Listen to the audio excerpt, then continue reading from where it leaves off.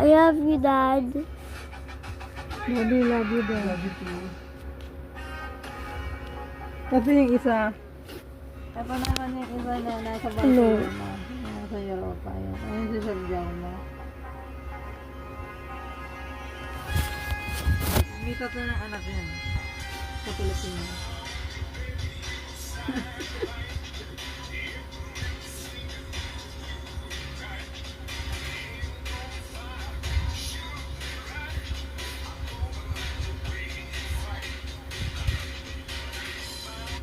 Parang mga walang trabaho yung mga Pilipina na yun sa bahay.